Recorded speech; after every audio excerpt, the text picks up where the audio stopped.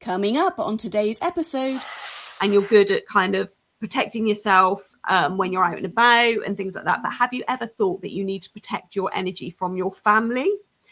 And I was like, they're my family, I can't protect my energy from them. I'm responsible for these children and things. But actually, when I thought about it, my house is crazy. It's super busy. We are a big household. We're a neurodiverse household. We have a lot of characters in there. And again, this is a situation that I can't just say, right, guys, I'm going to go and live somewhere else. That's not a possibility.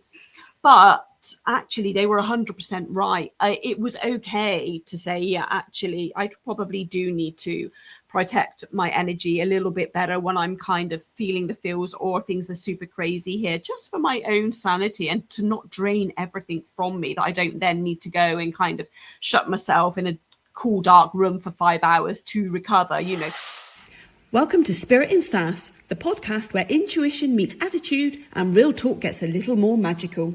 Hosted by us, Kelly Clark and Jodie Mayhead. This is your space for soulful insight, honest conversations, and a few laughs along the way. We'll get more used to this. Hello, everybody. Welcome back. Episode 3. We made it to episode 3. I think that's quite an achievement, Jode. It is indeed. So today's episode is, does everybody deserve access to you? That's quite a flippant question, I guess, and we will kind of go more in depth on what that might mean.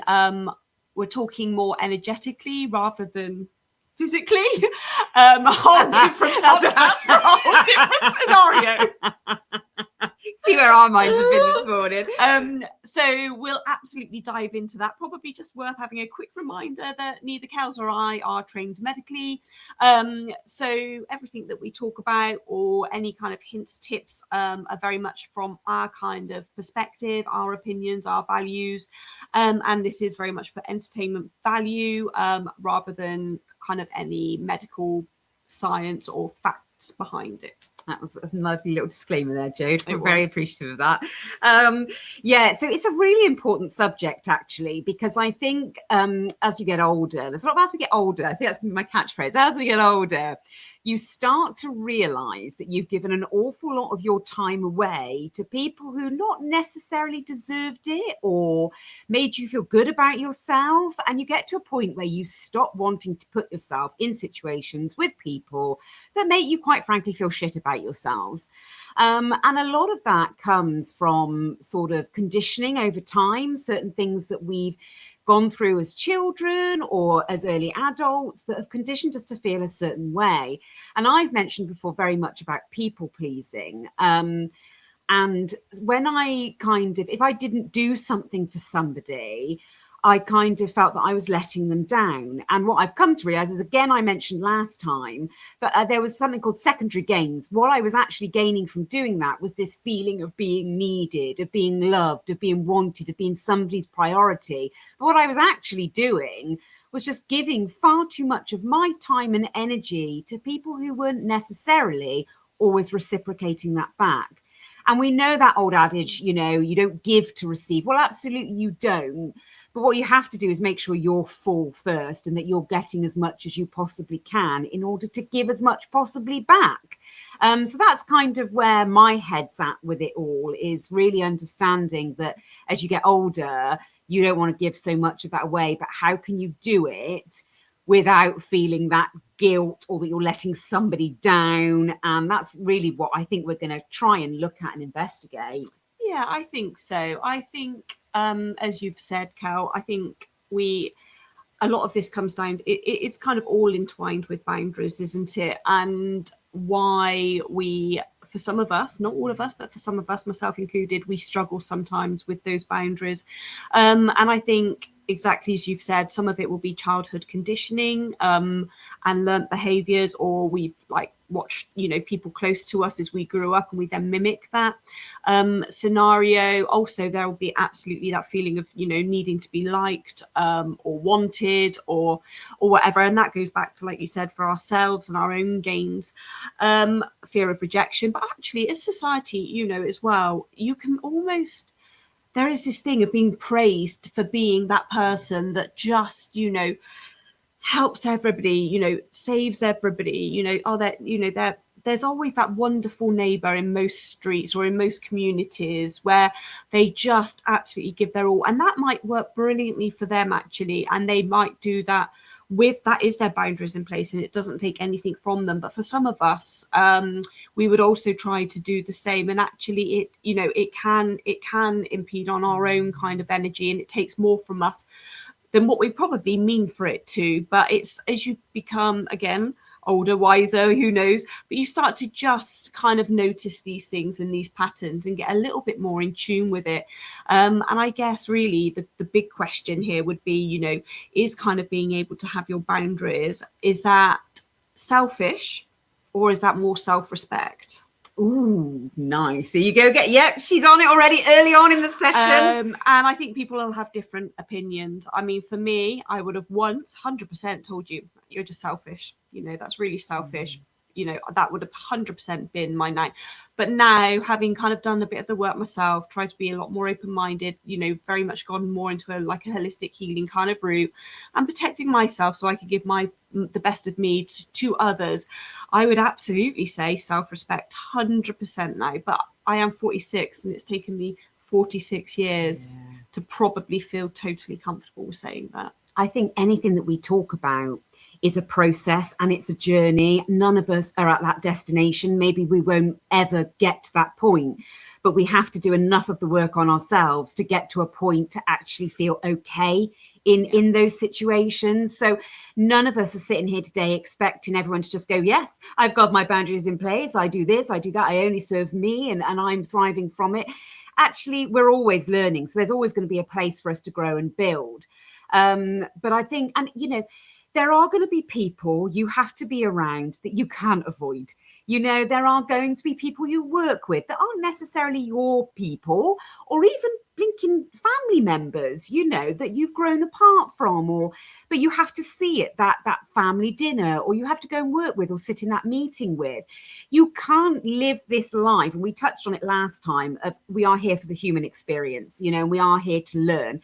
So we can't glide through life just being surrounded by all these wonderful people who light us and lift us up. That's not the way of the world. But what we can do is limit the level of interaction we have with people whose energy just doesn't match ours. And again, that's not saying anything awful about those people. We're just not vibrating on the same level. I'm going to talk a little bit about energy and kind of the science and how that works. Not massively science. I say that like, kind of some sort of, I'm just going to talk in a bit more detail about energy. But we can learn how to protect our energy fields from that. Absolutely. We can learn to limit the amount of time we spend around people that do kind of diminish our energy and our boundaries. But what we really have to figure out is if this is happening to us on a daily basis around people that we're around a lot, why are we still putting ourselves in that position? Why are we still leaning towards people that aren't matching our energy and helping rise it? And it's really interesting, isn't it? Because we can wake up on a morning feeling really bouncy and fine, positive. We've done our gratitude. We're feeling really good. And then you get up and maybe your partner or your husband is woken up on the wrong side of the bed and is already having a grumble about something. So straight away, you're like, I'm going to try and stay happy, but you can feel a little bit chipped away at. Oh, 100%. Then you go into your kid's bedroom. That resonates with me.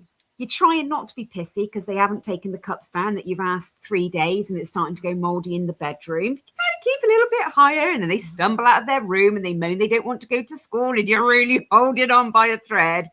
And by the time you get out to the car and you realize that you've got a flat tire, you're done. Your energy, your vibration level is low, and so it's very easy for your energy fields to be chipped away at by people who don't even mean to do it. Absolutely. And I think exactly that as well, that where we have no choice. We live in this human experience, in this human world, surrounded by billions and billions of other humans. We, unfortunately, we're never going to ever get to the place where we don't have to be surrounded by, or, negative energies or people. That's life. And absolutely, my husband can be the classic for getting out of, he's just not a morning person, and he's very hot-headed. Sorry, Dan. But he will get up and he can be very boom, boom, snappy. And there's me still trying to wake up. I'm quite floaty and I've got a good day ahead, and straight away that I'm like, I can feel that energy of him being, and I'm like, oh, and the same for my kids. They are absolute buggers. I love them dearly, but none of them, apart from one, well done, Flo, you fly the flag. They are shit at getting out of bed in the morning, all of them. I literally have to keep going and going. So by the time we have got to 9 o'clock and we have left for work, school, everything else, my mood and the energy that I'm feeling and the vibration that I would love to be at is often not where I'm at. But unless I'm prepared to leave my husband and my children, then this is something that I have to kind of accept and take accountability for, of okay, I can't change them and this is how they do their mornings and that works for them, but how can I now look to help protect myself from this so it doesn't impact on me or my day? And I think what you've just said as well is really interesting. And you mentioned this, me and Jude were having a good old cuppa beforehand because I came in really frustrated and wound up and my energy was like, rah! And we were speaking a lot about balance. And I think that's really important. So although, your husband might wake up a bit grumpy and your kids might have done your head in, the next day they'll come and give you a big cuddle and a big kiss and tell you they love you and do something nice. And that fills your cup again. It fills your energy. So when it's around people like that, it is about that balance. And that when that balance is starting to tip, when if they're waking up like that every single day and not seeming to care how that's affecting you, that's problematic. If they're just having a bad day and they're not on the same kind of energetic level, they'll just it's not done on purpose, but it is about that balance. And for me, the key moment is I come in and I've had a great moan at Jo today, and she is the most wonderfully grounded person you'll ever meet. She is like, she has the craziest life, absolutely brilliant, full, crazy life. And yet she still manages to just bring she's got this incredible energy. And what I've realized is that even if Jo came to me and it was the other way around and she was having a bad day, a lot. I have this great grounded energy when I'm helping others, but we don't always notice it when it's our own scenarios. So it works both ways here. I think you do. Anyway, carry on. But what I've realized is even if Jo comes at me, like I've just come at her this morning, when I walk away from that, I never feel depleted. I still feel uplifted from being around her and just, doing this together and things like that. So that's something else to notice, that the people that are around you, even if their energy is low, they can still have a low energy and not suck from you. So take note of those people that provide that balance, where they might take without really understanding it, but give back in abundance energetically. I'm not talking physical things, I'm talking energetically support being there. And the people that even when they're low, don't suck from you. And I like to think of it as like a Dementor from Harry Potter, where they come in, they go, they suck that. You will feel that. Your whole energy field will feel that. That's problematic. Those people are problematic because they're not doing enough work on themselves to understand that they are draining from you. And that's not a sustainable relationship for anyone. No, and I think we've also, we know that sometimes, there will be people that we have to absolutely endure that aren't always maybe the most naturally kindest, or they can be very harsh with their words, whatever. And we know that is not a reflection on us. What they're saying to us, about us, whatever, isn't a reflection on us. It very much comes from them and the traumas and the issues that they're dealing with. And a lot of the time they won't even realize that. They'll truly be committed in what they're saying and that they are right about you. But we know that deep, if we were to strip that back, actually the issues are very much theirs. And that's something we're just mirroring back something that's triggering them. And that's their own issues and traumas. But I think and that's life. But we very much, I think, certainly with friendships or any relationship, I guess, really, and what you've just said there, the reason we work and we both, we both have very full, very busy, very stressful lives. But it works because there's balance. It's give and take. And I think the issue is when you've got any kind of dynamics where you've got one that tends to take more and never really gives, or you step up to the plate for somebody always, but never feel that that's reciprocated. Yeah. I think everybody has good days, everybody has bad days. This is human life, but when there's a nice balance, then it works really beautifully, and it's great. But when it's one lopsided and the scale's unbalanced, over time that's going to drain, and you're going to start to get resentment, and then you're not really going to look forward to seeing these people, and that's where the issues really start to creep in. And there'll also be that dynamics where, again, we always we all have these people in our lives, but people that will only end up, you only hear from them when they've got a problem or they need help with something or there's an issue. That's another scenario that can be very draining, as is the drama creators. So the people that have always got, and I always have drama. I hope I'm not a drama creator. There's always something wild. But there are people that, oh God, this is happening, and you never get all the hot gossip. Gossiping all the time. Don't get me wrong, we all love a bit of a gossip. That's kind of, again, human nature. But actually, if you can so easily get into that cycle of kind of going down a rabbit hole and being, in that work office place chit chat, and you can come out of those conversations or those days of, yes, having a wealth of things that you didn't realize on what Bob was doing with Janet or whatever, but actually energetically it can really zap you without you even knowing it. And then you're also, what you're doing then is your vibrations dropped because you're now engrossed in all this gossip in that, which it's not good energy. And you've then got to rebuild yourself all back up all over again. Yeah, and that vibration, we'll talk a lot as we go through these whole podcasts, because we've got a load planned. Vibration is huge. It's huge to manifestation. It's huge to mental health. It's huge to operating on a daily basis. So what we want to do is aim to keep that vibration as high as possible, as often as we can. So that's really huge. But let's think at the moment, let's really delve into some of the reasons why we give our energy to people that we shouldn't really. So I've mentioned people pleasing. That's definitely a big one. Kind of not wanting to let people down. That's another big one. And a lot of, and what I want you to do is to go away and think about the people or the scenarios that you put yourself in that drains you.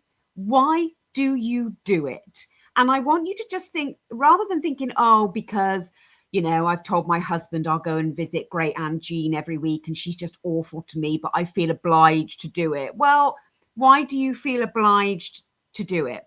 Why have you told your husband you'll do it? Is that because, you're trying to please him? And if so, why are you trying to do that? It's an equal partnership. What is it that brings up for in you? Are you doing it because you feel you let somebody down in the past? You need to really dig back to that feeling of okay, what do I feel when I go to see this person? And where is that feeling really coming from? Because, we might do things out of a sense of obligation. There will always be the family member we feel obligated to see. But is that because we've hidden our true self from them? So when we have to go and spend time with them, we have to become somebody we're not. That's interesting. And I do that an awful lot. I play a different role in many areas of my life because I feel that if I let those people see the real me, it won't be good enough, or they'll think I'm a weirdo, or they'll think I'm a letdown or a failure. And that's really I find that really quite difficult, because failure for me is a huge thing. I mean, I can feel myself getting quite wobbly talking about it, so I know I'm hitting on a nerve. The minute I feel like a failure, or somebody sees me as a failure, so I put on a facade, and so I'm asking you, when you put yourself in these situations that make you feel like you don't want to do it, or it drains your energy, or it's that eye rolling, I've got to go and do that. Where's that feeling coming from? Who are you pretending to be to please that person? And why are you doing that? Yeah, that's actually really good advice. And I hadn't thought about putting a different kind of cloak on in front of people. Yeah, that's really worth thinking about. I mean, I think certainly for me, a lot of my personal issues is kind of self-worth, and I'm just desperate to kind of be liked and loved and seen to be, have everything in order in front of everybody. And so to show any kind of, actually, I'm not really enjoying this scenario, or I'm finding this, visiting Aunt Mabel every week a little bit too much, that shows a sign of weakness. That I'm actually, I'm not coping, or, I'm not this kind of everyday hero that some people think I am, and I'm holding it all together, and I don't want them to see that side of me, that vulnerable side of me. That's the other thing. But I guess we need to in life, it might be that actually we have to think, okay, sit behind the feels of why we're doing this, and actually it might not be an option to say, okay, I'm not going to visit every week. That might actually genuinely not really be a valid option, but we can absolutely look then at what would make those visits better, or can you share them with somebody, or can we, reduce the time down? And this can be on any situation. If we're in a situation that's really not working for us and it is depleting us and everything, but we feel obliged for whatever reason to do it, it might genuinely be that we can't say, nah, I'm not doing that anymore. But we might have to look at, okay, how can I make this more manageable, more bearable, share the load, just make it so that it isn't quite so exhausting. Because unfortunately, I would say, sometimes it's not as easy, or you can't do it straight away. We have to just kind of grim and bear certain things a little bit longer than we would like, but it's kind of not, rather than grim and bear, because we're not trying to do that, but what can we put in place to make those things a little bit easier? And how can we show up as ourselves? Yeah. If you could imagine a world where you were able to be yourself completely, like when I see you, I can be myself completely. I like no holds barred. Now, if I could go about my life like that, then and people accepted that, and I'm not saying people don't accept that, I'm saying that's how I've perceived things, then maybe I wouldn't find certain things unenjoyable, because I just know I'd be showing up, I'd be free to be me, and however long I was in those other situations, it wouldn't matter, because do you know what, I was living my life, I was being authentic, and that might have different circumstances thrown around that, but you know what, it doesn't bloody matter, because I am what I am. And I think for me, that's probably the biggest thing, is that I have to pretend to be somebody else in different situations to please different people. And actually the only bloody person I should be pleasing is myself, and that's not from a selfish angle, but we have a certain amount of time on this planet. And I'm not saying we ruthlessly go around hurting people or being selfish, because that's not, God, I'd like to think I'm not a selfish person in any way, shape or form. But I've come to learn that, and you go through tragedy and loss and grief, you come to learn that life is short, and you've got to do this in the best way possible for you, because other people will go and make their own decisions. Other people will grow and leave and do whatever they want to do. And it's the people that have given so much of themselves without taking care of what their needs are, that are left feeling, God, where do I go now? Yeah, I think, that was a soapbox moment, wasn't it? I do have the occasional soapbox. In fact, I've noticed I have these quite a lot on these podcasts. I do apologise. Because I think we're talking about stuff that we very much live and feel every single day, and so we get the emotion in there because we're doing this ourselves. We feel this ourselves, absolutely. I did have somebody, and I did find it properly triggering at the time. And then afterwards, I kind of reflected. But my ultimate reaction was like, oh, my God. And, absolutely not. But I was talking kind of, because overwhelm is my thing. And I feel I get overwhelmed very easily. But actually, when I talk to Kel or others, they're like, no, that's a lot to deal with. But I kind of get zapped and I get overwhelmed with a lots of like jobs, environments. I am a bit sensory, you know, I love being around people, but once I've been around people, I almost need time on my own to recalibrate and just reset. And I can get myself properly frazzled and just all over. And somebody once said to me, you know, you're very good at you very much, you know, walk a spiritual path, and you do, you know, you try and actively kind of do your meditations and all this bits, and, you know, and listen to your soul's calling, and you're good at kind of protecting yourself when you're out and about and things like that. But have you ever thought that you need to protect your energy from your family? And I was like, they're my family, you know, I can't protect my energy from them, you know, I'm responsible for these children and things. But actually, when I thought about it, my house is crazy. It's super busy. We are a big household. We're a neurodiverse household. We have a lot of characters in there. And again, this is a situation that I can't just say, right, guys, I'm going to go and live somewhere else. You know, that's not a possibility. But actually, they were 100% right. It was okay to say, yeah, actually, I probably do need to protect my energy a little bit better when I'm kind of feeling the feels or things are super crazy here, just for my own sanity, and to not drain everything from me that I don't then need to go and kind of shut myself in a cool, dark room for 5 hours to recover, you know. And actually, I'm again better with boundaries and giving my time that to recoup, so that I can then give the best that I can to my husband, my children, my parents, who, you know, whoever needs it.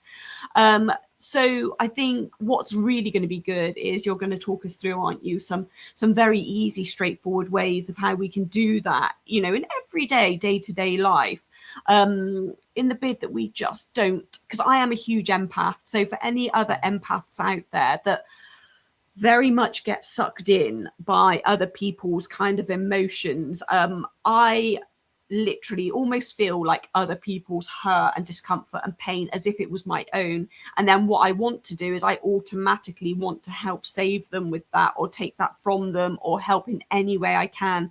So I then overgive because I feel it as if it was my own. And then once I've done that and I've overgived, they're feeling much better for it, and absolutely that, you know, is amazing. But I am left absolutely, I don't realize what it takes from me until after the event. So that's the other thing, certainly for empaths out there, you know, if you can kind of listen to Cal's techniques, that will honestly help save you just on the day-to-day where you absorb everybody's emotions. Yeah, because we've all been there, and we're all going to come across this time and time again, where, you know, in different ways, we've all walked into a scenario, and you can cut, you know, that saying, you can cut the energy with a knife, you know, the atmosphere, sorry, you can cut the atmosphere with a knife.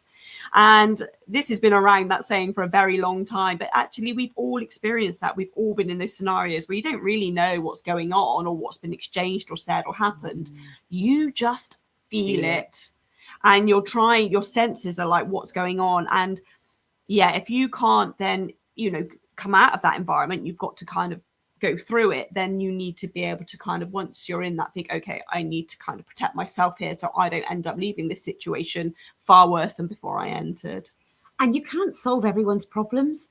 You know, that's been the, I know, and that is the biggest learning. Like for me, I'd walk into a room like that and I'd be like, right, I need to find the source of the issue here. Where's this coming from? Was there an argument? How can I help? How can I mediate? How can I bring this all together? You know, and I find myself kind of, you know, and actually it's not my place. You know, it's not my place to try, and I can absolutely sit and be there for somebody if they want to come and talk, or, you know, they want to share that feeling. But all I end up doing then is taking it all on, or apologizing to people for other people, or, you know, really trying to manage that energy so nobody else feels it. And then I come away feeling bloody exhausted. And then ultimately, if I'm honest, pissed off that I've had to do that, resentful, and then narky myself. So how have I helped? Really, how have I helped? You know, so you can't solve everybody else's problems. You can be there, you can support, but you need to learn to know when that support stops and that person needs to take control of their own energy and work that out for themselves. So that's, again, it's boundaries. It's all about boundaries. Yeah, and I also, because you're so much more pragmatic than me, that you are very much more like, okay, what's the source of this? Well, as I go in just full of emotion, so I will literally be like, I won't even worry about the source or how we're going to solve the problem. I will just want to nurture, to let them offload, to, you know, it's a standing joke. And I'm not, this is again boundaries, it's not sometimes even my own boundaries, but actually the boundaries I have for everybody, because I would automatically say, oh my goodness, that's dreadful, you know, you've had, you know, something's awful happened, or you can't stay in your home for a minute, so come back with me, you know, come on, bring you and your whole 20 billion whole family, we've got space at ours, come back, you know, you can't stay there, that's not a very, you know, that's not a safe situation to be in, or you know, come back with me, my kids can sleep on the floor, my husband can sleep in the garage, you know, take whatever it is you need, you know. And then actually I've not only now detrimented myself, but my whole family are impacted by my over need to be overly kind and generous. Well, as if had I'd gone, say, in that scenario, which you would have done, okay, this is not ideal, let's see what we can do to fix this, we'll try and look at alternative housing, and that, I wouldn't have even bothered to do that. I would have just ferried them all back home. That's because you're such an incredibly loving, kind soul, and the world does need we need so much more loving, kind people, and we absolutely need to do that. We just need to make sure we don't do it to our own detriment, because how can you give that kindness and that love if you're not feeling it yourself, you know? And it does cause problems, actually. Even my kindness and my love, then the next day or a couple of days down the road, I would be like, shit, what have I done? You know, and then it's almost more of an upheaval and more detriment to the people I'm trying to help. And I'm like, actually, you need to move on now. So yeah, you are amazing. Okay, guys, so this has been quite an emotive session, really. I'm not even sure we've got anything factual. We've just had a really I feel like we've just had a sort of counselling session. But okay, so there's a few things then that we need to take away from that. The first thing is, I want you to go away and sit. There's a lot of sitting and reflecting after these sessions. I want you to sit and think about the situations or the people that deplete your energy, that you don't like to be around, and things like that. And then I want you to sit and think what that feeling brings up for you when you have to be around them, and where that might come from, okay? And how you can make some small steps to take your power back in those situations. And that could be, you know, the real like pragmatic stuff that Jode said about reducing the amount of time you're there, or getting somebody to help share the load. If you feel that you are at the moment in that period where you can't just go off, like I said, be your wonderful, flowy, you know, authentic self, then put some steps in place to reduce that time, and some steps in place to refill your energy. And I know that's easier said than done, but even small things can make a difference. And then I want you to think a little bit about that whole thing that I said about what are you where is this coming from? Where, you know, whether it's been childhood, early adulthood, previous relationships, what is this trauma that you're carrying that is stopping you at any point in your life being your authentic self? What facade are you carrying? So do a little bit of journaling after this. And the other thing I just want to quickly teach you how to do is to ground and protect your energy. And you may well all know this, and there are lots of different, I know Jode's got another really good one that she's going to share. The first thing is about energy. Energy is real. It's scientifically proven. It operates at different levels all over, you know, the energy field around the world and from within us, and the plants and everything has this energy. Everything is just energy. Yeah. So that's scientifically proven. So the first thing I want you to do whenever you're starting to feel a bit depleted is, if you can, get out into your garden barefoot and stand on the ground and just feel the earth beneath your feet, okay? And as you're stood there, just imagine that you've kind of got roots growing from your feet, going down, deep down into the center of the earth and anchoring you fully to all that is Mother Nature and all that is grounded. And then just feel that ground coming back up within you and filling you with a sense of kind of grounded peace. And just taking some deep breaths. Okay, so that'll be the first thing that will just regrind you back into the present moment, and kind of just remove that kind of feeling that we're starting to get within us.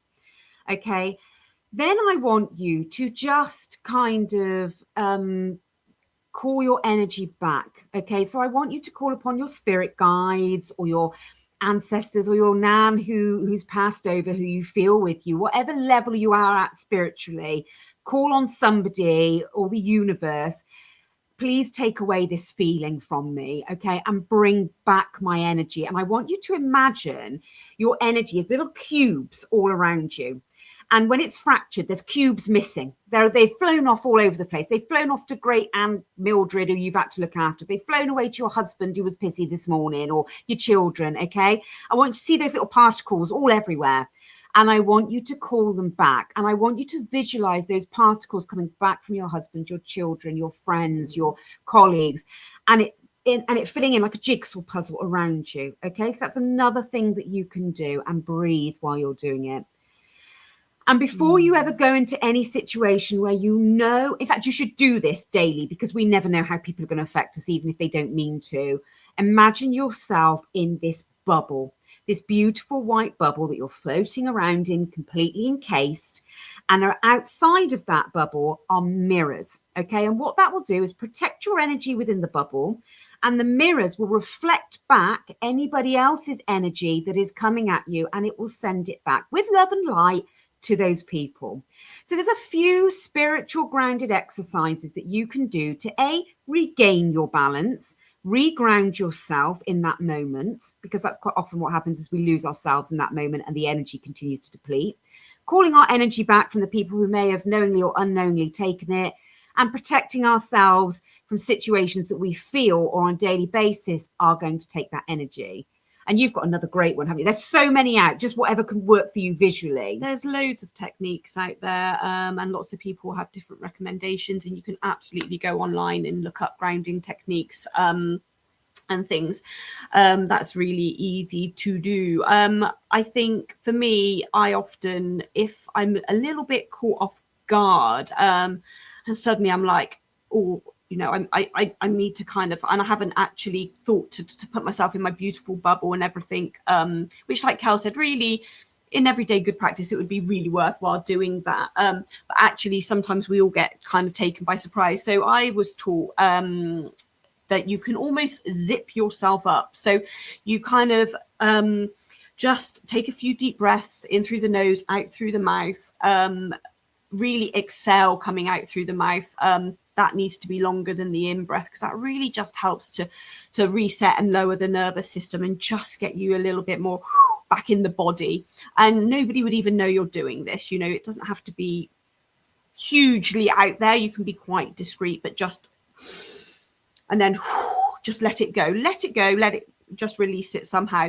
And then zip yourself up. So just imagine you have got a zip from your root, so kind of down below the groin. We can go from the feet, but below the groin, your torso, at the bottom of the torso.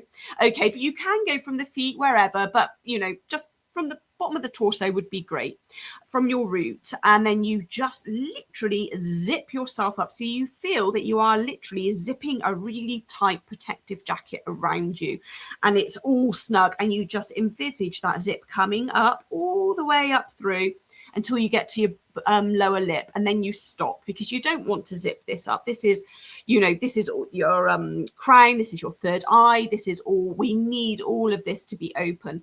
But you can absolutely just zip up to here, and that will really be a really good protective kind of mechanism, and that can be done super quick. You know, you can literally just get yourself in that moment and zip up, and you're done. Yes, absolutely. So there's lots of, and like Jode said, you can find lots of these different things, but the key is trying to do them regularly. And, you know, even as practicing spiritual people, it doesn't happen so often. The amount of times I go, I didn't ground, I didn't do this, I didn't do that. Yeah, I sit here and preach. So, you know, don't think by any stretch of the imagination we are perfect at doing this, because we are so not. We're not. But try it. We try, and that's all anybody can do. And just having awareness of this type of thing. For some people, that this will be no new news to them, and others that, you know, listening, they might have never heard of or thought about kind of energies and frequencies that we vibrate at, and even, you know, that it was a thing to be able to protect your energy. So yeah, insightful, I'm sure. And there we go. That's another wonderful, successful podcast, we hope, of Spirit and Sass. And we're, again, really appreciative of your support. Would love any feedback and any questions that you might have, or any topics actually that you'd quite like to hear our terrible, tragic stories on. So please do get in touch, comment, inbox us, whatever. Let us know what you would like to hear more of, or if you'd like us to shut up. But no, I'm only joking. Have a really wonderful rest of your day, week. Yeah, it's nearly the weekend. When this gets released, it's nearly the weekend. So yeah, hang in there. Anyway, take care, guys. We'll see you soon. Okay, bye.